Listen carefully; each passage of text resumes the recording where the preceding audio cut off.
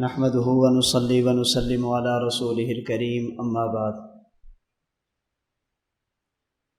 عقیدہ عصمت انبیاء علیہم السلام کے حوالے سے 6 باتوں میں سے 4 کے بارے میں کل میں نے آپ کے سامنے گفتگو کی تھی۔ نمبر 1، نبی کسے کہتے ہیں، نبی کی تعریف کیا ہے۔ نمبر 2، نبی کی ضرورت کیا ہے۔ نمبر 3، یہ جو ہم کہتے ہیں کہ نبی معصوم ہوتا ہے، معصوم اور عصمت کا مفہوم کیا ہے۔ نمبر 4، نبی کے معصوم ہونے کی وجوہات کیا ہیں۔ 5ویں چیز، وقت کے نبی کے معصوم ہونے پر ہمارے پاس دلائل کیا ہیں۔ نبی کے معصوم ہونے پر ہمارے پاس قرآن کریم کی آیات، رسول اللہ صلی اللہ علیہ وسلم کے فرامین جنہیں حدیث مرفوع کہتے ہیں، صحابہ کرام رضی اللہ تعالی عنہم اجمعین کے آثار جنہیں حدیث موقوف کہتے ہیں، امت کا اتفاق جسے اجماع کہتے ہیں، اور عقل جسے قیاس کہتے ہیں، یہ سب دلائل موجود ہیں۔ نبی کے معصوم ہونے پر سب سے پہلی دلیل قرآن کریم پہلا پارہ سورۃ البقرہ آیت نمبر 44۔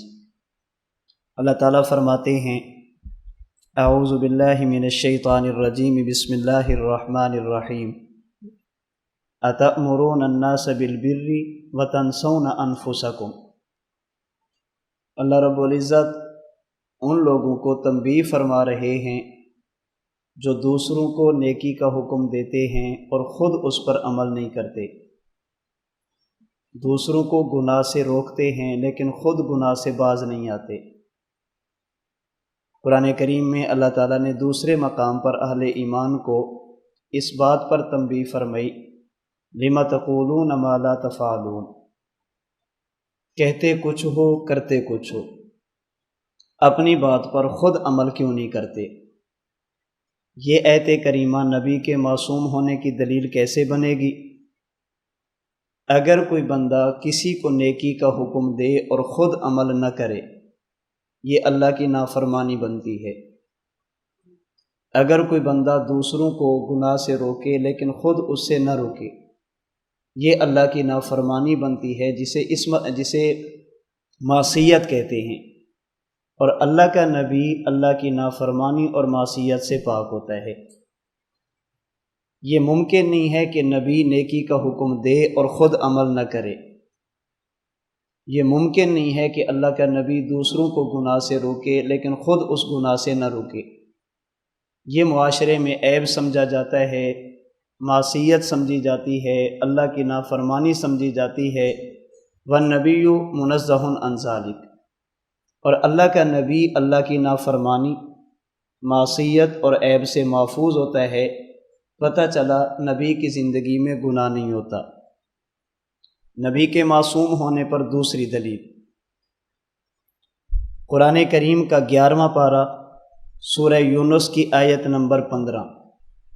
اللہ تعالیٰ فرماتے ہیں، وَإِذَا تُتْلَىٰ عَلَيْهِمْ آيَاتُنَا بَيِّنَاتٍ، جب لوگوں کے سامنے ہمارے قرآن کی آیات کی تلاوت کی جاتی ہے، قال الذین لا یرجون لقاءنا، وہ لوگ جو غیر مسلم ہیں، قیامت اور آخرت پر عقیدہ نہیں رکھتے، وہ اللہ کے نبی سے مطالبہ کرتے ہیں، ایتی بقرآن غیر ھذا او بدلہ، اس قرآن کریم کے علاوہ کوئی اور قرآن لے کر آئیں یا پھر اس قرآن کریم میں تبدیلی کر دیں۔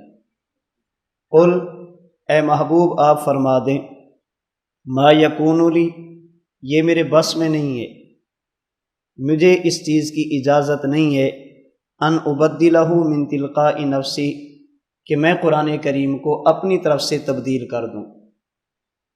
یہ آیت کریمہ نبی کے معصوم ہونے کی دلیل کیسے بنے گی؟ اسے سمجھنے کے لیے 2 لفظ سمجھیں، ایک ہے لفظ تبدیل اور ایک ہے لفظ تغییر۔ ایک ہے لفظ تبدیل اور ایک ہے لفظ تغییر۔ تبدیل کا معنی یہ ہے کہ ایک چیز ہو اسے واپس کیا جائے اور اس کے بدلے میں دوسری لی جائے۔ تغییر کا معنی یہ ہے کہ ایک چیز رکھ لی جائے اور اس کے ساتھ ساتھ دوسری چیز بھی لی جائے۔ آپ نے بازار سے کپڑا خریدا اپنے والد صاحب کے لیے، والد صاحب کی خدمت میں پیش کیا، والد صاحب کو کپڑا پسند نہیں آیا، آپ نے وہ کپڑا واپس کیا اور اس کی جگہ پر دوسرا لے کر آئے، اسے کہیں گے تبدیل ثوب۔ جو سوٹ پسند نہیں تھا اسے واپس کیا اور اس کی جگہ دوسرا لے کر آئے، اسے کہیں گے کپڑے کی تبدیلی۔ والد صاحب کو پسند نہیں آیا، آپ نے وہ اپنے لیے رکھ دیا اور والد صاحب کے لیے اس کی جگہ پر دوسرا سوٹ لے کر آئے، اسے کہیں گے تغییر ثوب۔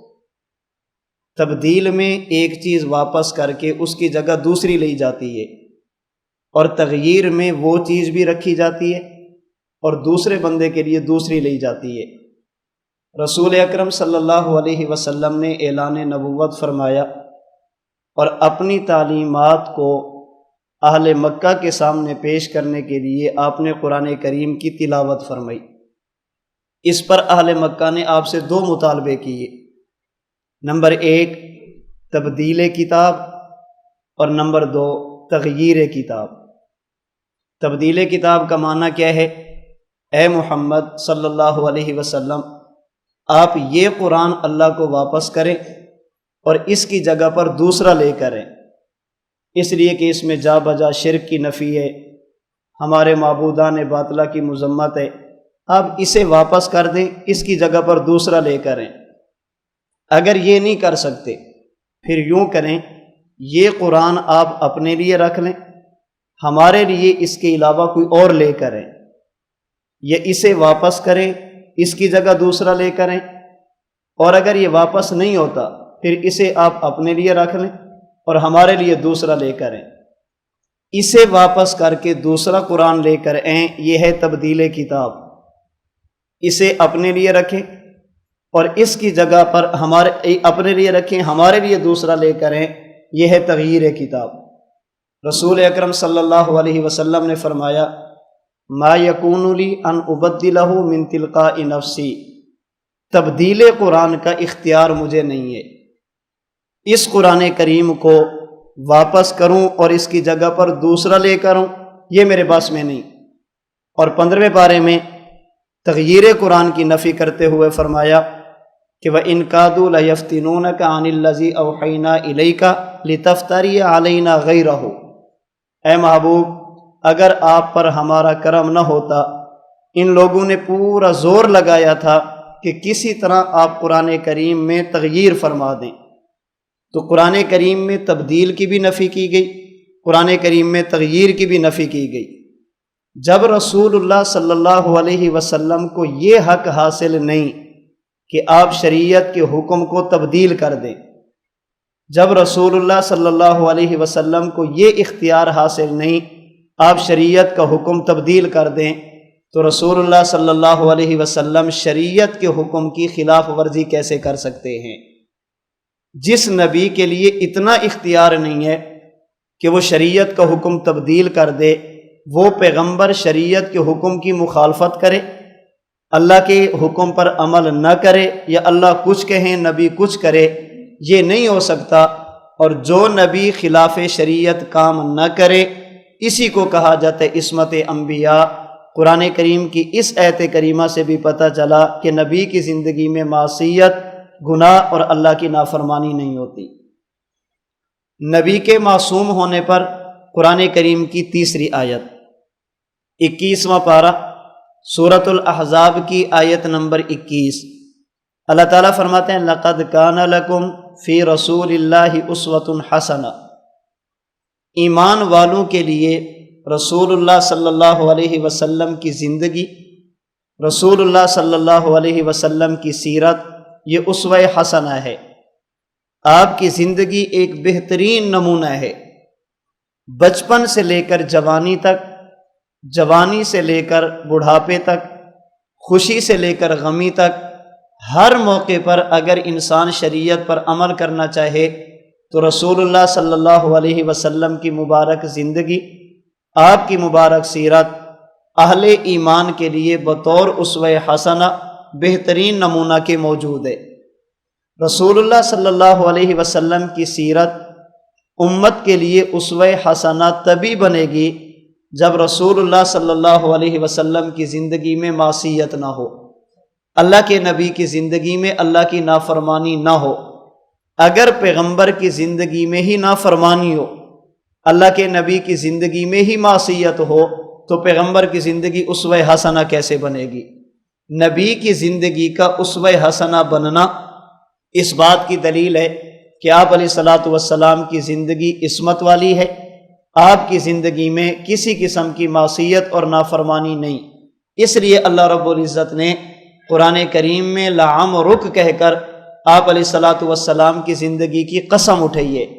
اگر نبوت کی زندگی کے کسی ایک سال میں، کسی ایک مہینے میں، کسی ایک ہفتے میں، کسی ایک دن میں، کسی ایک گھنٹے میں، کسی ایک منٹ اور سیکنڈ میں اللہ کی نافرمانی ہوتی، اللہ کبھی اپنے نبی کی زندگی کی قسم نہ اٹھاتے۔ لعمرک کہہ کر اللہ کا اپنے نبی کی عمر کی قسم اٹھانا اس بات کی دلیل ہے کہ نبی کی زندگی معصیت سے پاک، نبوت کی زندگی عصمت والی، اللہ رب العزت کی حفاظت والی ہے۔ یہاں بطور فائدہ کے ایک بات سمجھ لیں، لقد کان لکم، یہ جو لکم کم کا خطاب کیا گیا یہ رسول اللہ صلی اللہ علیہ وسلم کی ساری امت کے مسلمانوں کو کیا گیا۔ اس میں بچے ہوں انہیں بھی خطاب ہے، بڑے ہوں انہیں بھی خطاب ہے، مرد ہوں انہیں بھی خطاب ہے، خواتین ہوں انہیں بھی خطاب ہے۔ رسول اللہ صلی اللہ علیہ وسلم کی زندگی تمام امت مسلمہ کے لیے بہترین نمونہ اسوہ حسنہ ہے، لیکن آپ علیہ الصلاۃ والسلام کے جو اقوال اور افعال مردوں کے لیے ہوں گے ان میں حضور کی زندگی مردوں کے لیے اسوہ حسنہ، پیغمبر کی زندگی کے جو اقوال اور افعال خواتین کے ساتھ تعلق رکھتے ہوں گے ان میں آپ علیہ الصلاۃ والسلام اسوہ حسنہ خواتین کے لیے ہوں گے۔ لکم کا خطاب سب کو ہے، لیکن اس میں مرد اور خواتین ان کے بارے میں اسوہ حسنہ کا فرق ہوگا۔ رسول اللہ صلی اللہ علیہ وسلم نے اپنے سر مبارک پر کپڑا پہنا، آپ علیہ الصلاۃ والسلام نے اپنے چہرے مبارک کو ننگا رکھا۔ اب سر پر کپڑا رکھنا اور اپنے چہرے کو ننگا رکھنا، اس میں آپ اسوہ حسنہ ہوں گے مردوں کے لیے۔ آپ علیہ الصلاۃ والسلام کے وہ فرامین جن میں خواتین کو حکم دیا گیا اپنے سر کے ساتھ چہرے کو چھپانے کا، ان میں آپ اسوہ حسنہ ہوں گے خواتین کے لیے۔ رسول اللہ صلی اللہ علیہ وسلم نے اپنی مبارک چادر، اپنی مبارک شلوار ٹخنوں سے اوپر رکھی، یہ اسوہ حسنہ ہوگا مردوں کے لیے۔ خواتین کو حکم ہے ٹخنے ڈھانپنے کا، ان کے لیے اسوہ حسنہ اور ہوگا۔ لکم کا خطاب دونوں کو ہے، لیکن مرد اور خواتین ان کے بارے میں تعلیمات کا فرق ہوگا۔ اگر یہ بات سمجھ آ جائے تو ایک بہت اہم مسئلہ ہے، اسے سمجھنا بالکل آسان ہوگا۔ ہمارے ہاں اگر مرد نماز ادا کرے، مرد کی نماز کی ادائیگی کا طریقہ الگ ہے، خواتین جب نماز ادا کریں گی ان کی نماز کی ادائیگی کا طریقہ الگ ہے۔ ہاتھ اٹھانے سے لے کر تشہد میں بیٹھنے تک مرد کی نماز کا طریقہ اور خواتین کی نماز کا طریقہ اور ہے۔ کیوں؟ اصول یاد رکھنا، عبادات دو قسم کی ہیں۔ بعض عبادات وہ ہیں، احکام وہ ہیں جن کا تعلق انسان کے بدن سے ہے، اور بعض عبادات اور احکام وہ ہیں جن کا تعلق انسان کے مال کے ساتھ ہے۔ بدن کے ساتھ تعلق ہو انہیں کہتے ہیں عبادات بدنیہ، مال کے ساتھ تعلق ہو انہیں کہتے ہیں عبادات مالیہ۔ چونکہ مال میں فرق نہیں ہے، اس لیے کہ مرد اور عورت عبادات مالیہ میں دونوں کا حکم ایک ہوگا۔ زکوٰۃ کے لیے جو نصاب مرد کے لیے وہی خواتین کے لیے، حج کے لیے جو نصاب مرد کے لیے وہی خواتین کے لیے، قربانی کے لیے جو نصاب مرد کے لیے وہی خواتین کے لیے، اس لیے کہ عبادات مالیہ ہے، مال میں فرق نہیں۔ اور وہ عبادات جن کا تعلق انسان کے جسم کے ساتھ ہے، چونکہ مرد اور عورت کی جسم کی بناوٹ میں فرق ہے تو عبادات بدنیہ میں مرد اور عورت کی عبادت کا فرق ہوگا۔ احرام سے لے کر کفن تک یہ سارے کے سارے احکام وہ ہیں جن کا تعلق بدن کے ساتھ ہے۔ چونکہ بدن کی بناوٹ میں فرق ہے اس لیے مرد کے لیے حکم الگ ہوگا، عورتوں کے لیے حکم الگ ہوگا۔ مردوں کے لیے حکم ہوگا ایسا کام کرنے کا جس کی وجہ سے جسم کھلے، خواتین کے لیے حکم ہوگا اس مسئلے میں ایسی چیز کا جس میں ستر ہو، پردے کا اہتمام زیادہ ہو۔ چونکہ عبادت بدنیہ میں سب سے اہم عبادت نماز ہے، اس لیے ہم کہتے ہیں مرد کے لیے عبادت یعنی نماز کا طریقہ الگ ہوگا، خواتین کی عبادت نماز کا طریقہ الگ ہوگا۔ کچھ فرق وہ لوگ بھی مانتے ہیں جن کا دعویٰ یہ ہے کہ مرد عورت کی نماز کے طریقے میں کوئی فرق نہیں۔ ہمارے ہاں مرد نماز کے لیے ہاتھ اٹھائے گا، اپنے ہاتھوں کو اوپر لے کر جائے گا تاکہ جسم کھل جائے، خواتین کندھوں تک سینے تک اپنے ہاتھوں کو اٹھائیں گی تاکہ جسم سمٹ جائے، مرد ناف کے نیچے ہاتھ باندھے گا تاکہ ہاتھ کھل جائیں، خواتین سینے پر ہاتھ باندھیں گی تاکہ جسم سمٹ جائے۔ مرد رکوع اچھی طرح کرے گا اور خواتین صرف ہاتھ اپنے گھٹنے تک لے کر جائیں گی۔ مرد جب سجدہ کرے گا تو کھل کے کرے گا، خواتین جب سجدہ کریں گی تو وہ کھل کے سجدہ نہیں کریں گی بلکہ سمٹ کر کریں گی۔ اس پر مجھے ایک بات یاد آئی، حضرت مولانا محمد فیاض صاحب سواتی دامت برکاتہم العالیہ نے ماہنامہ نصرت العلوم میں ایک واقعہ لکھا۔ فرماتے ہماری مسجد کا ایک نمازی تھا، نماز ادا کرتا تھا، کچھ عرصے بعد میں نے دیکھا کہ وہ نماز میں تھوڑا پیچھے پیچھے ہونے لگے۔ ایک دن میں نماز پڑھا کے نکلا، میں نے دیکھا وہ اکیلے نماز پڑھ رہا تھا۔ جب سجدے میں وہ گیا تو ایک صف میں کھڑا تھا، دوسری صف میں جا کر اس نے سجدہ کیا، ایسے لیٹ کر لمبا ہو کر سجدہ کیا۔ میں انتظار میں کھڑا ہو گیا، جب اس نے سلام پھیرا تو میں نے کہا آپ اتنا لمبا سجدہ کر رہے ہیں؟ کہنے لگا میں نے تحقیق شروع کی ہے، بخاری شریف کا مطالعہ شروع کیا ہے، مجھے حدیث مبارک ملی، رسول اللہ صلی اللہ علیہ وسلم نے فرمایا کہ جب تم سجدہ کرو تو لمبا کرو، اس لیے میں لمبا سجدہ کرتا ہوں۔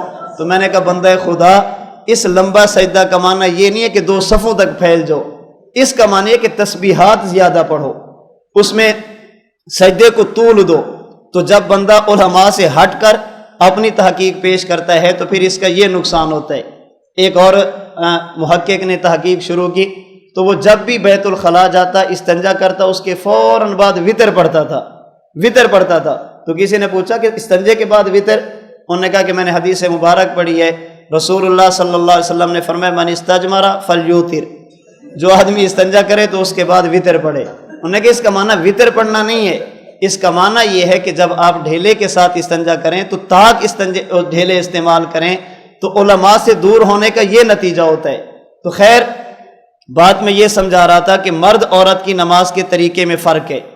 جو لوگ مرد عورت کی نماز کے طریقے میں فرق نہیں کرتے ان کی سب سے مضبوط اور سب سے مشہور دلیل بخاری شریف کی ایک روایت ہے، رسول اللہ صلی اللہ علیہ وسلم نے فرمایا صلو کما رأیتمونی اصلی، تم نماز ایسے پڑھو جیسے تم نے مجھے نماز پڑھتے دیکھا۔ کہتے ہیں دیکھیں صلو کا خطاب مردوں کو بھی ہے، صلو کا خطاب خواتین کو بھی ہے، دونوں اس خطاب کے لیے مخاطب ہیں، اس لیے جو طریقہ نماز مرد کا ہوگا وہی طریقہ نماز خواتین کا ہوگا۔ حضور امت میں سے مردوں کے بھی نبی، آپ خواتین کے بھی نبی، صلو کا خطاب دونوں کو ہے، جس طریقے پر مرد نماز ادا کریں گے اسی طریقے پر خواتین نماز ادا کریں گی۔ یاد رکھنا میں ایک اور اصول عرض کرنے لگا ہوں، کسی بھی قرآن کریم کی آیت کو سمجھنا، کسی بھی اللہ کے نبی کے مبارک فرمان کو سمجھنا، اس کے لیے جو چیزیں معاون مددگار ثابت ہوتی ہیں ان میں ایک اہم چیز ہے آیت اور حدیث کا سیاق اور سباق۔ ماقبل اور مابعد دیکھا جائے آیت اور حدیث کو سمجھنا آسان ہو جاتا ہے۔ اس سے پہلے بات کس کی چل رہی ہے، اس کے بعد بات کس کی ہے، اس سے پہلے بات کیا ہے، اس کے بعد بات کیا ہے، تو وہ جو درمیان والی بات ہے اسے سمجھنا آسان ہو جاتا ہے۔ ہم کہتے ہیں یہ لمبی حدیث ہے، حدیث مبارک کا صرف یہی جملہ نہیں ہے صلو کما رأیتمونی اصلی، اس سے پہلے بھی بات موجود ہے، اس کے بعد بھی بات موجود ہے۔ اس حدیث مبارک میں رسول اللہ صلی اللہ علیہ وسلم کے 7 اوامر موجود ہیں، 7 مرتبہ اللہ کے نبی نے مختلف چیزوں کا حکم دیا. 4 چیزیں سلو سے پہلے ہیں اور 2 چیزیں سلو کے بعد ہیں. درمیان میں 5ویں چیز ہے سلو کما رأیتمونی اصلی. وہ کیا ہیں؟ حضرت مالک بن حویرث رضی اللہ تعالی عنہ فرماتے ہیں ہم ایک قافلے کے ساتھ حضور کی خدمت میں حاضر ہوئے. 20 دن اور 20 راتیں ہم نے آپ کے پاس گزاری. چونکہ ہم نوجوان تھے ہمیں گھر جانے کی ضرورت پیش آئی. حضور علیہ الصلوۃ والسلام کو احساس ہو گیا کہ یہ گھر جانا چاہتے ہیں. ہم نے اجازت مانگی, اللہ کے نبی نے ہمیں اجازت دی. پھر ہم نے عرض کی یا رسول اللہ ہم تو آگے, جو ہماری برادری کے لوگ ہمارے پاس نہیں آ سکے, اب آپ بتائیں کہ ہم واپس جائیں تو ہم کیا کریں؟ اب اللہ کے نبی کے اوامر دیکھیں. نمبر 1 فرمایا ارجعوا الی اہلیکم. نمبر 1 اپنے گھر والوں کے پاس جاؤ. نمبر 2 فاقیموا فیہم, پھر وہاں پر جا کر ٹھہرو. نمبر 3 علموہم, پھر ان کو دین کی تعلیم دو. نمبر 4 مروہم, ان کو نیکیوں کا حکم دو. نمبر 5 صلو کما رأیتمونی اصلی, نماز ایسے پڑھو جیسے مجھے پڑھتے دیکھا. نمبر 6 اذا حضرت الصلاۃ فلیؤذن لکم احدکم, نماز کا وقت ہو تو تم میں سے ایک بندہ اذان دے. نمبر 7 ولیؤمکم اکبرکم, اور جو تم میں بڑا ہو شاہ جی وہ کیا کرے؟ وہ تمہارا امام بنے, وہ تمہاری امامت کرے. اب یہ 7 اوامر 7 احکام اللہ کے نبی نے دیے. سوال یہ کہ ارجعوا الی اہلیکم, یہ خطاب مردوں کو یا خواتین کو؟ فاقیموا فیہم, مردوں کو یا خواتین کو؟ علموہم, خطاب مردوں کو یا خواتین کو؟ مروہم, خطاب مردوں کو یا خواتین کو؟ اذا حضرت الصلاۃ فلیؤذن لکم احدکم, اذان کا خطاب کن کو ہے؟ مردوں کو. ولیؤمکم اکبرکم, یہ امام بننے کا حکم کس کو ہے؟ تو پہلے والے 4 بھی مردوں کے لیے, بعد والے 2 بھی مردوں کے لیے. تو صلو کما رأیتمونی اصلی, یہ خطاب بھی مردوں کے لیے ہوگا, یہ بھی خواتین کے لیے نہیں ہوگا. وگرنہ پھر کہنا پڑے گا, حضور نے فرمایا اذا حضرت الصلاۃ فلیؤذن لکم احدکم, جب اذان کا وقت ہو, نماز کا وقت ہو, تو تم میں سے ایک بندہ اذان دے. چونکہ حضور مردوں کے بھی نبی, خواتین کے بھی نبی. فلیؤذن لکم احدکم, خطاب دونوں کو ہے, اس لیے 4 وقت کی اذان مرد دیں گے اور 1 وقت کی اذان. ولیؤمکم اکبرکم, حضور نے فرمایا کہ بڑا امام بنے, اس لیے 4 وقت کی نماز دادا جان پڑھیں گے اور 5ویں وقت کی بنانا چاہیے کیونکہ خطاب عام ہے. جب آپ کہتے ہیں نہیں, دیگر احادیث کی روشنی میں یہ خطاب ہم متعین کرتے ہیں, خاص کرتے ہیں مردوں کے لیے, تو ہم کہتے ہیں جس طرح آپ دیگر احادیث کی وجہ سے ان میں تخصیص کر کے حکم مردوں کو دیتے ہیں, تو ہم بھی دیگر احادیث کی وجہ سے صلو کما رأیتمونی اصلی, خطاب اگرچہ عام تھا لیکن قرائن کی بنیاد پر, دیگر احادیث کی بنیاد پر ہم نے کہا اس میں حضور کی نماز کی ادائیگی کا جو طریقہ اللہ کے نبی نے ارشاد فرمایا یہ مردوں کے لیے ہوگا. رہ گئی خواتین, اس میں اللہ کے نبی کی تعلیمات موجود ہیں کہ جب سجدہ کرے تو سمٹ کر کرے اور نماز ایسے پڑھے جس میں پردے کا زیادہ اہتمام ہو. بس اوقات خطاب عام ہوتا ہے لیکن قرائن اور دیگر دلائل کی بنیاد پر ان میں مردوں اور عورت کی تخصیص کر کے دونوں کے لیے احکام کا فرق کیا جاتا ہے. تو لقد کان لکم فی رسول اللہ اسوۃ حسنہ, یہ آیت کریمہ بھی دلیل ہے کہ رسول اللہ صلی اللہ علیہ وسلم معصوم ہیں, وگرنہ آپ کی زندگی امت کے لیے اسوہ حسنہ نہ بنتی. آپ علیہ الصلوۃ والسلام کے معصوم ہونے پر قرآن کریم کی 4تھی آیت 27واں پارہ سورۃ النجم آیت نمبر 3 اور آیت نمبر 4, اللہ تعالیٰ فرماتے وما ینطق عن الہویٰ ان هو الا وحی یوحیٰ, میرا پیغمبر اپنی خواہشات کی بنیاد پر نہیں بولتا بلکہ میرا پیغمبر وہی بولتا ہے جو اللہ کا حکم ہوتا ہے. جبریل امین وہی لاتے ہیں, اسی کے مطابق بولتا ہے. مصطفیٰ ہرگز نہ گفت تا نہ گفتے جبرائیل, جبرائیلش ہم نہ گفت تا نہ گفتے کردگار. یہ ہے وما ینطق عن الہویٰ ان هو الا وحی یوحیٰ, مصطفیٰ ہرگز نہ گفت تا نہ گفتے جبرائیل. حضور اس وقت تک نہیں بولتے جب تک جبریل نہ آئے. جبرائیلش ہم نہ گفت تا نہ گفتے کردگار, اور جبریل اس وقت تک نہیں آتے جب تک رب جلیل نہ بھیجیں. اللہ بھیجیں تو جبریل آتے ہیں اور جبریل آئیں تو حضور بولتے ہیں. تو جب رسول اللہ صلی اللہ علیہ وسلم وحی کے مطابق بولتے ہیں تو آپ کا وحی کے مطابق بولنا یہ اسی وقت متصور ہو سکتا ہے جب اس میں معصیت نہ ہو، اس میں گناہ نہ ہو، اس میں اللہ کی نافرمانی نہ ہو۔ اس پر ایک اہم سوال ہے، ذرا وہ سمجھیں۔ رسول اللہ صلی اللہ علیہ وسلم کے بارے میں جب آپ نے یہ کہا، آپ علیہ الصلوۃ والسلام وحی الہی سے بولتے ہیں، اپنی مرضی اپنی خواہش کی بنیاد پر نہیں بولتے۔ سوال ہوگا اگر پیغمبر کا بولنا اللہ کے حکم سے تھا، وحی الہی سے تھا، تو پھر آپ علیہ الصلوۃ والسلام کے بعض فیصلوں پر تنبیہ کر کے انہیں ختم کیوں کیا گیا؟ بدر کے قیدیوں کے بارے میں مشورہ، فرمایا فدیہ لو، چھوڑ دو، وما ینطق عن الہوی ان هو الا وحی یوحی۔ اس کا معنی یہ ہے کہ بدر کے قیدیوں کو چھوڑنا یہ اللہ کی وحی سے تھا۔ جب اللہ کی وحی سے تھا تو ما کان لنبی ان یکون لہ اسریٰ، یہ تنبیہ کی ضرورت کیا ہے؟ اس پر تنبیہ کیوں کی گئی ہے؟ آپ علیہ الصلوۃ والسلام کے بعض فیصلوں کو ختم کیوں کیا گیا ہے؟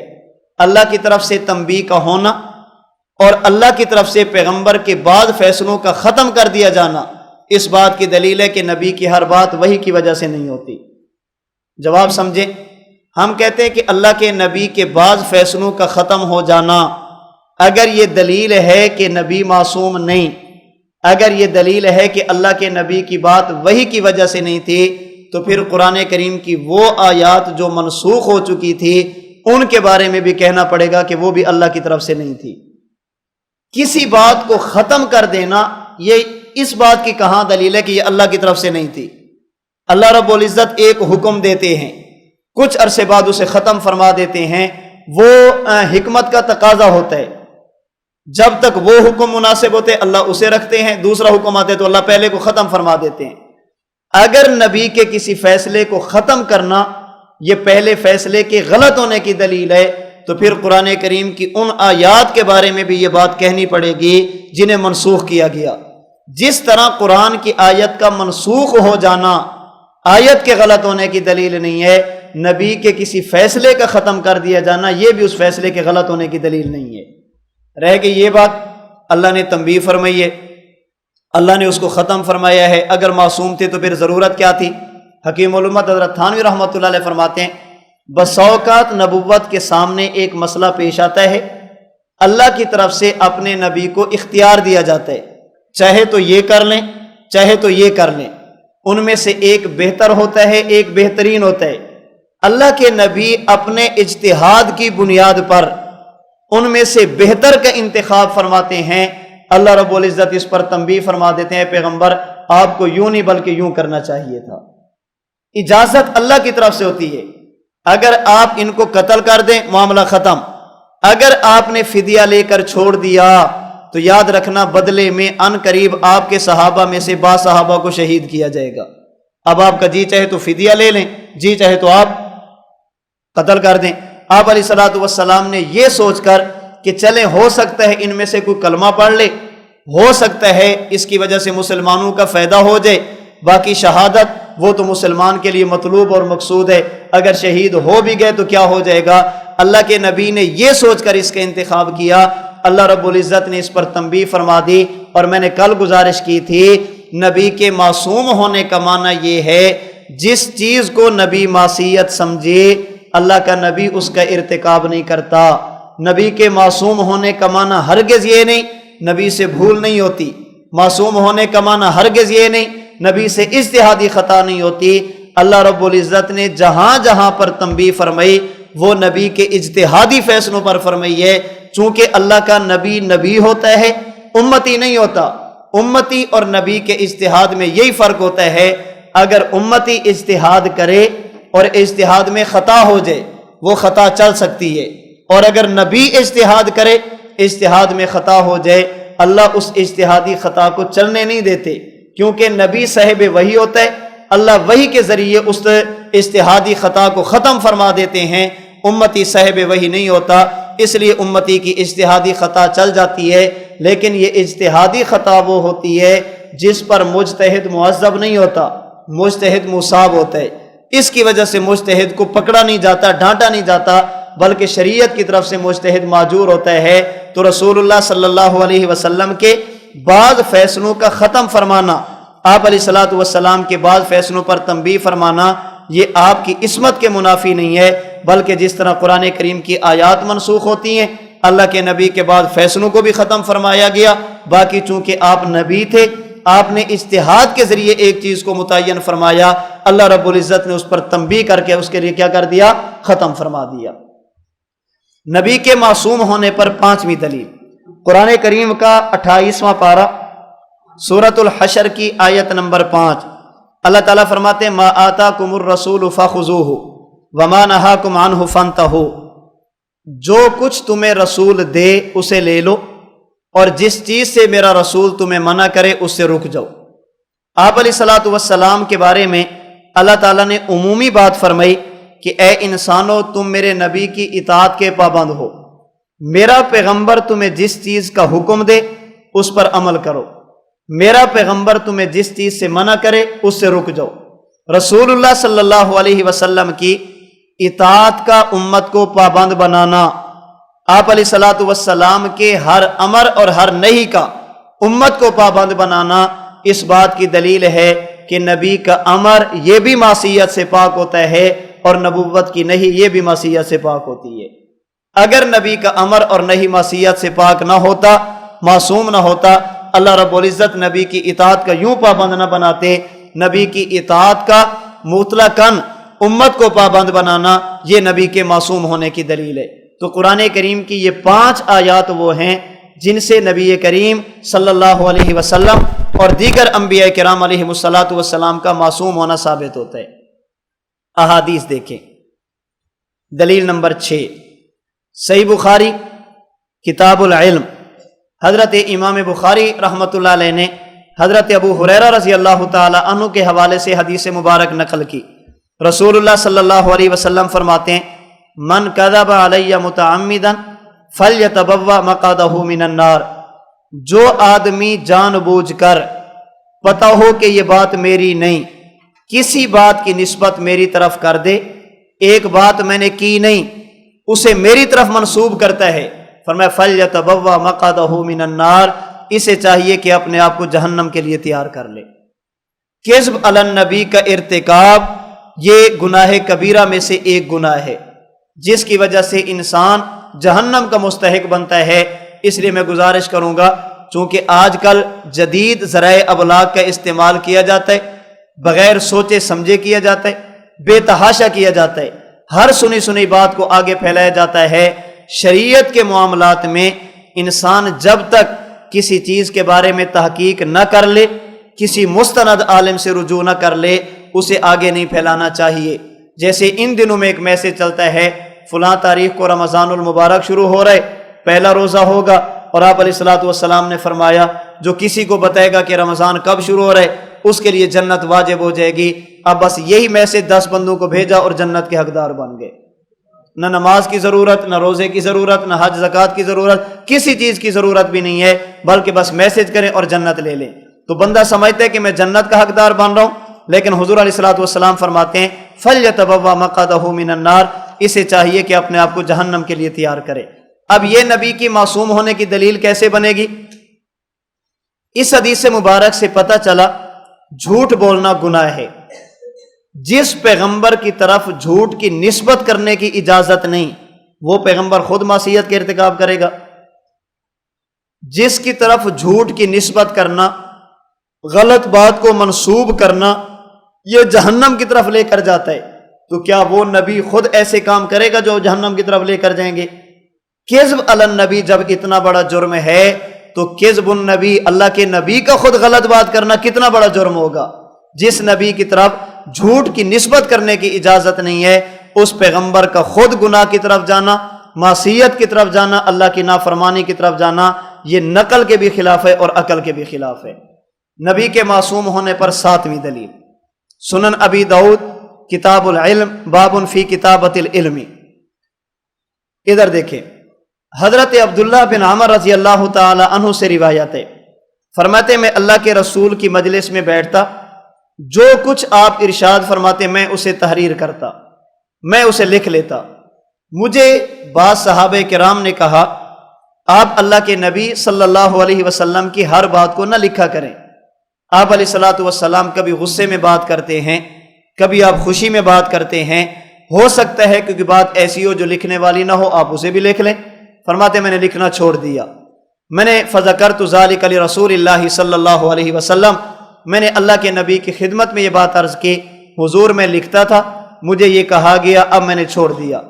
آپ علیہ الصلوۃ والسلام نے اپنے مبارک ہاتھ سے اپنی مبارک زبان، اپنی مبارک منہ کی طرف اشارہ کیا اور مجھے فرمایا اکتب، مجھے فرمایا اکتب، اے عبداللہ میں جو کچھ کہتا ہوں آپ لکھا کرو۔ فوالذی نفسی بیدہ ما یخرج منہ الا حق، میں اللہ کی قسم اٹھا کر کہتا ہوں، قسم ہے اس ذات کی جس کے قبضہ قدرت میں میری جان ہے، مجھ محمد کی زبان سے جب بھی نکلتا ہے حق نکلتا ہے، حق کے علاوہ کچھ نہیں نکلتا۔ یہ تبھی ہوگا جب نبی کی مبارک زبان یہ اللہ کی حفاظت میں ہوگی۔ یاد رکھنا یہاں پر بات صرف زبان کی گئی ہے، مراد سارا جسم ہے، کیونکہ عموماً اکثر گناہ زبان کے ذریعے صادر ہوتے ہیں، اس لیے اللہ کے نبی نے مبارک زبان کی بات کی ہے۔ وگرنہ ہمارا عقیدہ یہ ہے نبی کی زبان، نبی کی آنکھ، نبی کے کان، نبی کے ہاتھ، سر مبارک کے بانوں سے لے کر پاؤں مبارک کے ناخن تک، اللہ کے نبی کے پورے جسم سے کبھی کوئی ایسی بات کا ارتکاب نہیں ہوتا جسے معصیت کہا جائے، اللہ کی نافرمانی کہا جائے یا گناہ کہا جائے۔ نبی کی زندگی عصمت والی ہے۔ اکتب فوالذی نفسی بیدہ ما یخرج منہ الا حق۔ یہاں پر درمیان میں ایک بات اور ذہن میں آگے، اسے بھی سمجھ لیں۔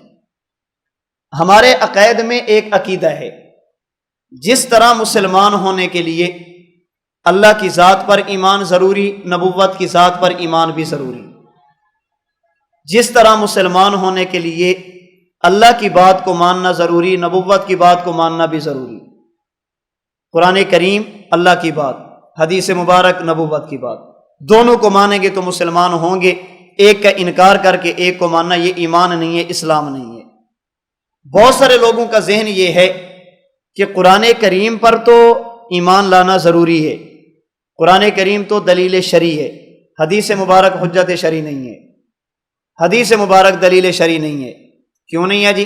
کہتے ہیں مسلم شریف کی روایت ہے، رسول اللہ صلی اللہ علیہ وسلم نے فرمایا لا تکتبوا انی، میں جو کہتا ہوں نا اسے نہ لکھا کرو، ومن کتب عنی غیر القرآن فلیمحو، اگر کسی نے قرآن کے علاوہ کچھ لکھا ہے تو اسے ختم کر دے، اسے مٹا دے۔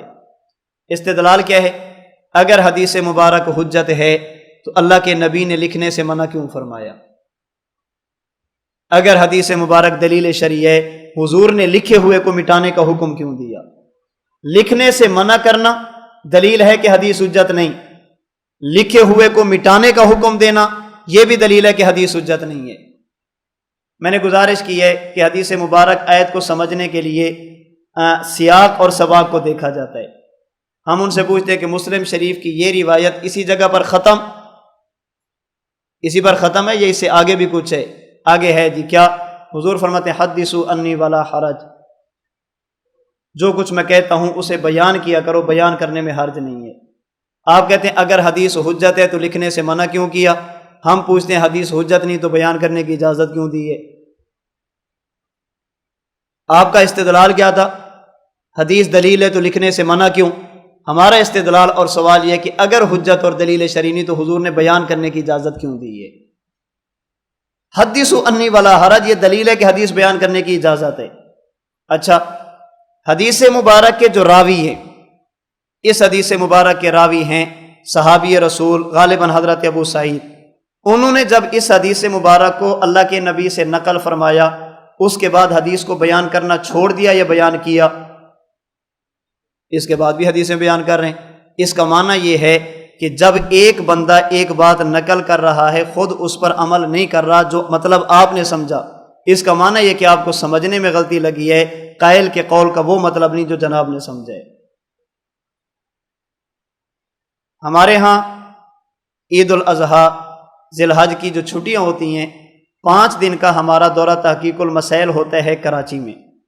دورہ تحقیق المسائل تھا کافی سال پہلے کی بات ہے، حضرت استاد جی دامت برکاتہم العالیہ موجود تھے۔ ہم ایک مدرسہ میں گئے، وہاں کے کچھ علماء، مدرسین، مفتیان وہ جمع ہو گئے۔ حضرت ہم نے آپ سے کچھ سوالات کرنے ہیں۔ سید نے فرمایا جی فرمائیں آپ۔ انہیں سب سے پہلا سوال کیا کہ مفتی صاحب نے، حضرت علامہ کشمیری رحمۃ اللہ علیہ فرماتے ہیں کہ میں نے پوری زندگی ضائع کر دی ہے حنفیت کو شافعیت پر ترجیح دیتے دیتے، میں نے پوری زندگی ضائع کر دی ہے، یہ کہتے کہ احناف کا موقف راجح ہے، شوافع کا مرجوح ہے، اصل کام ختم نبوت کا تھا، میں نے تو زندگی ادھر ضائع کر دی ہے۔ اس قول کو لے کر پوری دنیا کے حضرات سمجھتے ہیں حضرت کشمیری کا یہ فرمان اگر کسی ادارے پر فٹ آتا ہے اس کا نام ہے مرکز اہل سنت والجماعت، اگر کسی شخصیت پر فٹ آتے تو اس کا نام ہے متکلم اسلام مولانا محمد الیاس گمان۔ حضرت کشمیری فرماتے ہیں میں نے زندگی ضائع کر دی، تم بھی اسی کام میں لگے ہو۔ حضرت ساجد احمد برکاتہ اللہ نے فرمایا حضرت مجھے یہ بتائیں، جب حضرت کشمیری نے یہ فرمایا اس کے بعد پڑھانا چھوڑ دیا؟ اس قول کے بعد، فرمان کے بعد پڑھانا چھوڑ دیا؟ نہیں جی پڑھاتے رہے۔ کیا؟ بخاری، تو بخاری میں کیا کہتے تھے؟ اس مسئلے میں احناف اور شوافع کے اختلاف ہے، احناف کا موقف راجح ہے۔ حضرت کشمیری فرما بھی رہے ہیں کہ میں نے زندگی ضائع کر دی، پھر پڑھا بھی رہے ہیں۔ دوسری بات، صحیح فرمانے لگے آپ کیا کرتے ہیں؟ انہوں نے کہا جی میں مدرس ہوں۔ کون سی کتاب میں پڑھاتے ہیں؟ اللہ کی قدرت۔ انہوں نے کہا ہدایہ۔ سید نے پوچھا جب آپ ہدایہ پڑھاتے ہیں تو کیا فرماتے ہیں؟ اس مسئلے میں احناف اور شوافع کا اختلاف ہے، احناف کے دلائل یہ ہیں، شوافع کے دلائل یہ ہیں۔ صاحب ہدایہ کی ہاں احناف کا موقف راجح ہے، وجوہ ترجیح یہ ہیں۔ حضرت کشمیری کیا فرماتے ہیں؟ میں نے زندگی ضائع کی ہے، حنفیت کو شافعیت پر ترجیح دیتے ہیں، اور آپ کیا کرتے ہیں؟ حنفیت کو شافعیت پر ترجیح دیتے ہیں۔ صحیح فرمانے لگے میں قدوری بھی نہیں پڑھاتا، میں کنز بھی نہیں پڑھاتا، میں شرح وقایہ بھی نہیں پڑھاتا، میں ہدایہ بھی نہیں پڑھاتا۔ میں نے آج تک درس گاہ میں یا سٹیج پر یہ نہیں کہا کہ اس مسئلے میں احناف اور شوافع کا اختلاف ہے، احناف کا موقف راجح ہے۔ حضرت کشمیری جو قول فرما رہے ہیں اس کی زد میں آپ آ رہے ہیں، ہم تو نہیں آ رہے۔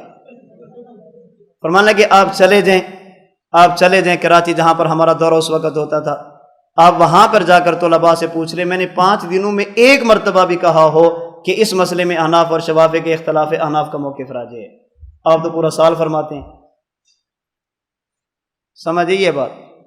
تو حضرت کشمیری رحمۃ اللہ علیہ کے فرمان کا معنی یہ نہیں ہے۔ پھر صحیح فرمان لگے حضرت بات کو سمجھیں، اگر کسی جگہ پر شوافع نہ ہوں، مرزائیت کا زور ہو، پوری صلاحیتیں اس بات پر صرف کرنا کہ احناف کا موقف شوافع پر راجح اور مرزائیوں کو کچھ نہ کہنا، یہ زندگی ضائع کرنے والی بات ہے۔ جہاں پر شوافع کا وجود نہ ہو اور مرزائی ختم نبوت پر ڈاکہ ڈالیں، وہاں پر پورا زور لگانا اس بات پر کہ احناف کا موقف راجح اور قادیانیوں کو کچھ نہ کہنا، یہ عمر ضائع کرنے والی بات ہے۔ اور جہاں پر لادینیت کا فتنہ ہو، جہاں پر الہاد اور بدعات کا فتنہ ہو، اور وہاں پر یہ کہنا کہ مرزائی بھی غلط ہیں، انہیں بھی نہ چھوڑنا، ان کی بھی تردید کرنا، اور یہ جو چھوٹے چھوٹے فتنے ہیں ساتھ ساتھ ان کا تعاقب کرنا، ان کی بھی تردید کرنا، یہ زندگی ضائع کرنے والی بات نہیں بلکہ زندگی بنانے والی بات ہے۔ اچھا، لا تکتبوا انی، حضور نے فرمایا نہ لکھو، اس لیے حدیث حجت نہیں۔ ہم کہتے ہیں اگر بنیاد ہے دیانت، اگر آپ کے ہاں حدیث حجت نہیں، اس کی وجہ یہ ہے کہ اللہ کے نبی نے لکھنے سے منع فرمایا۔ ہم کہتے ہیں اگر حضور فرما دیں لکھو، پھر حدیث حجت مان لو گے۔ اگر آپ اس وجہ سے نہیں مانتے کہ حضور نے منع کیا، اگر اللہ کے نبی اجازت دے دیں پھر مانو گے؟ کہتے ہیں نہیں، پھر بھی نہیں مانیں گے۔ اس کا معنی یہ ہے کہ تمہارا ہمارے ساتھ جھگڑا کتابت عدم کتابت کا نہیں ہے، تمہارا ہمارے ساتھ جھگڑا اس بات کا ہے کہ حدیث حجت ہے یا نہیں ہے۔ وگرنہ حضور تو فرما رہے اکتب، بخاری میں فرما رہے اکتبوا لابی شاہ، اللہ کے نبی صاحب کہتے اکتب ولا حرج استعن بیمینک۔ اللہ کے نبی کا ایک فرمان اگر لا تکتبوا ہے تو کئی فرامین لکھنے کی اجازت کے بھی ہیں۔ اب میں تفصیل میں نہیں جا رہا۔ امام نووی رحمۃ اللہ علیہ فرماتے ہیں لا تکتبوا کا معنی یہ ہے اگر کسی بندے کا حافظہ کام کرتا ہو تو وہ نہ لکھے، یاد کرے۔ لا تکتبوا کا معنی یہ ہے قرآن اور حدیث کو ایک صفحے پر لکھا جائے، فرق کرنا مشکل ہو جائے۔ حضور نے فرمایا کہ اکٹھے نہ لکھا کرو۔ جب فرق والا معاملہ ختم ہو گیا حضور فرماتے اکتب، اللہ کے نبی فرماتے اکتبوا، حضور فرماتے استعن بیمینک۔ اس کا معنی یہ ہے کہ لا تکتبوا یا تو اس میں تعویل کی جائے گی، اس لیے کہ جب احادیث میں ٹکراؤ پیدا ہو جائے، پھر صحابی کا عمل روایت کے خلاف آ جائے، یا اسے منسوخ سمجھا جاتا ہے یا اسے مؤول سمجھا جاتا ہے۔ ہمارے ہاں یا یہ روایت منسوخ ہوگی یا روایت کیا ہوگی۔ تو جھگڑا کس بات کا تھا؟ حدیث حجت ہے یا نہیں؟ بنیاد کس کو بنایا گیا؟ آپ عقیدہ پڑھ رہے ہیں، ہمارے ہاں موت کے بعد قیامت سے پہلے ثواب و عذاب قبر برحق ہے۔ بعض لوگ نہیں مانتے، دلیل سوال شبہ۔ آپ کہتے ہیں قبر میں عذاب ہوتا ہے، جس کو قبر نہیں ملی، جس کو قبر نہیں ملی تو ہم کہتے ہیں جن کو ملی ہے انہیں ہوتا ہے۔ 100 میں سے 1 کو نہیں ملی، 99 کو ملی ہے، ان کو ہوتے؟ کہتے نہیں، ان کو بھی نہیں ہوتا۔ تمہارا ہمارا جھگڑا گڑھے کو تو نہ ہوا، جھگڑا تو عذاب کا ہو گیا نا، سمجھئے۔ آپ کہتے ہیں اللہ کے نبی کی قبر پہ جائیں، جا کر سلام پڑھیں، اللہ کے نبی سنتے ہیں۔ اب تو اللہ کے نبی کی قبر پر جا ہی کوئی نہیں سکتا۔ میں پھر اس تفصیل میں نہیں جانا چاہتا کہ عند قبری کی حد ہے کیا، یہ عند امر تحقیقی ہے یا امر تقریبی ہے۔ محدثین نے اس کے بارے میں کیا لکھا ہے کہ یہ امر تحقیقی ہے یا امر تقریبی عرفی ہے، یہ عند ہے کیا؟ کہتے ہیں اب کوئی بندہ اللہ کے نبی کی قبر پر جا ہی نہیں سکتا، اتنے سیارہ پردے ہیں، اتنا، وہ تو بڑی دور سے گزارتے ہیں، اب تو ریاض الجنہ میں نہیں جانے دیتے، قبر کے قریب کیسے جانے دیں گے؟ ہم کہتے ہیں اگر کوئی خوش نصیب چلا جائے پھر حضور سن لیں گے۔ آپ کہتے ہیں نہیں جا سکتا، اگر کوئی چلا جائے تو پھر کہتے نہیں، پھر بھی نہیں سنتے۔ اس کا معنی ہے کہ تمہارا ہمارا جھگڑا سما عدم سما کا ہے، جھگڑا یہ نہیں ہے کہ کوئی جا سکتا ہے یا نہیں جا سکتا۔ صحابہ تو گئے ہیں، حضرت عبداللہ بن عمر رضی اللہ تعالیٰ عنہما بالکل قبر کے پاس گئے ہیں، اور ایک مرتبہ نہیں، ہر سفر میں گئے ہیں، جاتے ہوئے بھی گئے ہیں، آتے ہوئے بھی گئے ہیں۔ مصنف عبدالرزاق مسند امام اعظم کی روایت، سفر پہ جاتے مسجد نبی میں 2 رکعت پڑھتے، سیدھا پیغمبر کی قبر پر السلام علیکہ یا رسول اللہ، السلام علیکہ یا ابا بکرین، السلام علیکہ یا ابتاہ، پھر سفر پہ جاتے، واپس آتے سیدھا مسجد نبی میں 2 رکعت ادا کرتے، السلام علیکہ یا رسول اللہ، السلام علیکہ یا ابا بکرین، السلام علیکہ یا ابتاہ۔ عبداللہ بن عمر تو قبر کے پاس کھڑے تھے، ان کا سنا ہے؟ کہتے جنہوں کا بھی نہیں سنا۔ اس کا معنی ہے کہ اصل جھگڑا، تم کہتے ہو تقلید کرو، تم کہتے ہو تقلید کرو، ہم بابا کیا کریں؟ فقہا اکٹھے نہیں ہوتے، ایک مسئلے میں حنفی کچھ کہتے ہیں، شوافی کچھ کہتے ہیں، مالکیہ کچھ کہتے ہیں، حنابلہ کچھ کہتے ہیں، ہم کدھر جاتے ہیں؟ ہم کہتے ہیں جس مسئلے پر متفق ہیں وہ مانتے ہو، جس پر چاروں متفق ہیں وہ مانتے ہو؟ نہیں، وہ بھی نہیں مانتے۔ اس کا معنی ہے کہ جھگڑا ہمارے اتفاق اختلاف کا نہیں ہے، اصل مسئلہ کچھ اور ہے۔ تو اللہ کے رسول صلی اللہ علیہ وسلم کا یہ فرمانا، اکتب، لکھو، اس بات کی دلیل ہے کہ نبی کی مبارک زبان یہ معصیت سے پاک ہے۔ میں نے گزارش کی کہ مراد جز ہے، بولا جز کیا گیا ہے، مراد کل لیا گیا ہے۔ اللہ کے نبی کا مکمل جسم اللہ کی حفاظت میں ہوتا ہے، نبی کے سر کے بالوں سے لے کر پاؤں کے ناخن تک پورا کا پورا جسم حفاظت خداوندی کے حصار میں ہوتا ہے، اللہ کی حفاظت میں ہوتا ہے۔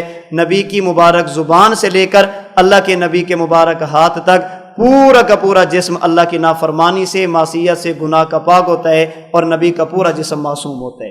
نبی کے معصوم ہونے پر 8ویں دلیل مشہور حدیث ہے، جسے امام بخاری کے دادا استاد امام عبدالرزاق رحمۃ اللہ علیہ نے مصنف عبدالرزاق میں نقل کیا۔ رسول اللہ صلی اللہ علیہ وسلم کا ایک یہودی کے ساتھ جھگڑا ہو گیا، اختلاف ہو گیا کسی مسئلے کے بارے میں۔ آپ علیہ الصلوۃ والسلام مدعی تھے، یہودی منکر تھا۔ شریعت مطہرہ کے اصول کے مطابق مدعی کے ذمے گواہ ہوتے ہیں۔ یہودی نے پوچھا کہ آپ کے پاس گواہ کیا ہیں؟ حضور علیہ الصلوۃ والسلام کھڑے ہیں۔ حضرت خزیمہ رضی اللہ تعالی عنہ نے فرمایا، یا رسول اللہ، میں اس کی گواہی دیتا ہوں، آپ کے حق میں گواہی دیتا ہوں۔ حضور علیہ الصلوۃ والسلام نے پوچھا، وما یدریک، اے خزیمہ آپ تو موجود نہیں تھے، آپ گواہی کیسے دیتے ہیں؟ حضرت خزیمہ فرمانے لگے، انی اصدقک باعظم من ذلک، اصدقک بخبر السماء، حضور آپ آسمان کے اوپر کی باتیں کریں ہم وہ مان لیتے ہیں، زمین کی باتیں کیوں نہیں مانیں گے؟ آپ آسمان کے اوپر کی باتیں کریں، جنت ہے، فرشتے ہیں، سدرۃ المنتہا ہے، صریف الاقلام ہے، آسمانوں پر انبیاء ہیں، آپ آسمان کے اوپر کی باتیں کریں ہم وہ مان لیتے ہیں، ہم آپ کی زمین کی باتیں کیوں نہیں مانیں گے؟ میں سمجھانے کے لیے، نہ صرف سمجھانے کے لیے، حضرت مولانا نعمانی صاحب رحمۃ اللہ علیہ نے عذاب قبر کی بحث میں جو مومن کا معنی بیان کی ہے اسے سمجھانے کے لیے اسے اپنے الفاظ میں کہتا ہوں۔ حضرت نعمانی رحمۃ اللہ علیہ فرماتے ہیں، جب کوئی بندہ کلمہ پڑھ لے نا، مسلمان ہو جائے، اپنے آپ کو مومن کہے، اب اس مومن کا معنی یہ ہوتا ہے حضور آج کے بعد ہمیں کوئی بات نظر آئے گی آپ فرمائیں گے پھر بھی مانیں گے، اگر نظر نہیں آئے گی آپ فرما دیں گے پھر بھی مانیں گے۔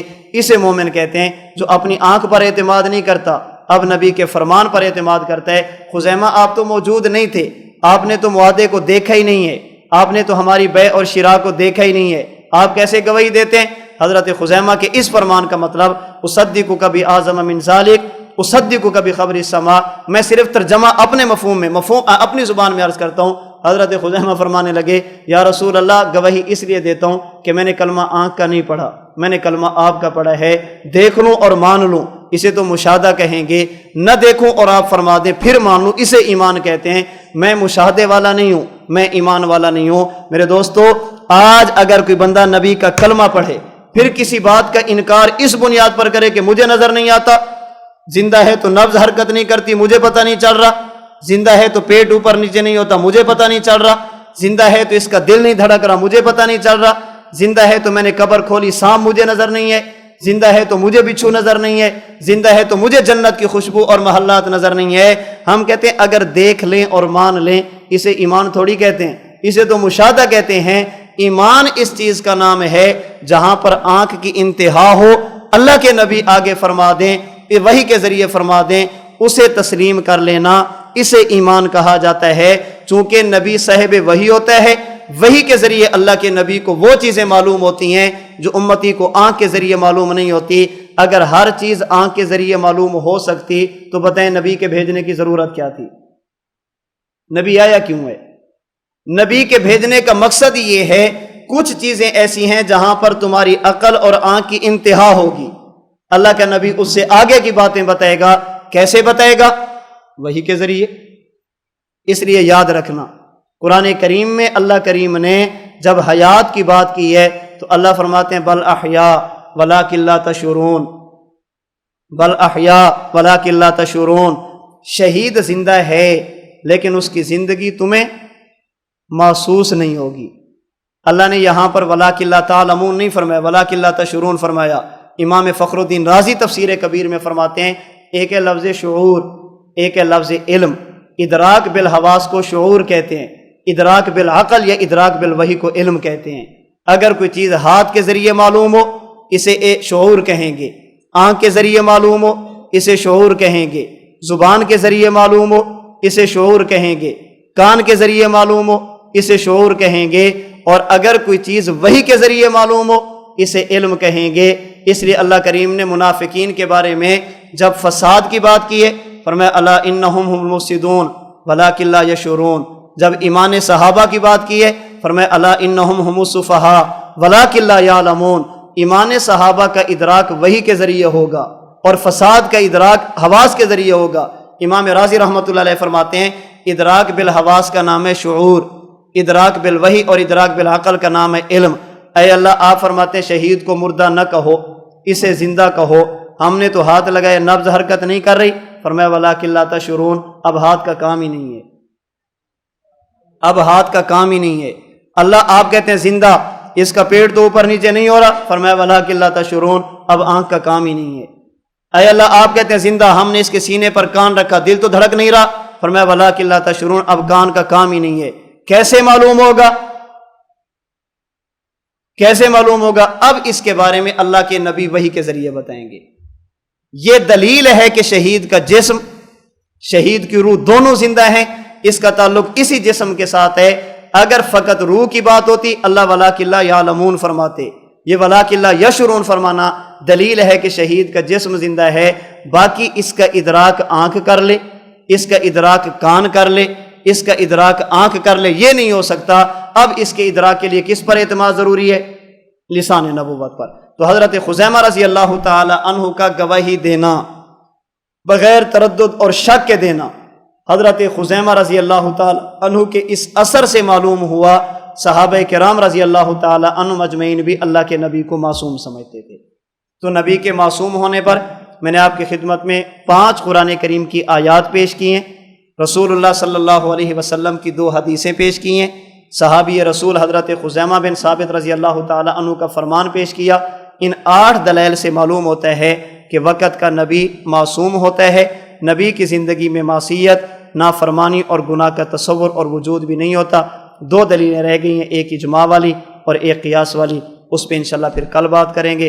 اللہ کریم مجھے اور آپ کو نبوت کی ذات، نبوت کی صفات پر کامل ایمان کی توفیق عطا فرمائے۔